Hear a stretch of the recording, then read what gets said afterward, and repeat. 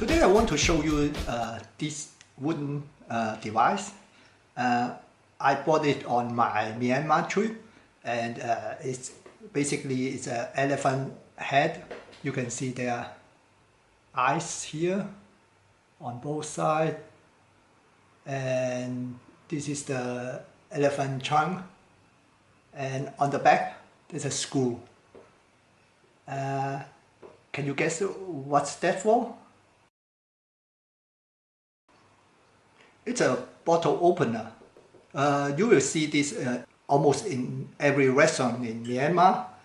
I'm not too sure how to use it, but I guess it does like so. And yes, that's how it's supposed to work. Cheers, and thank you for watching. Bye!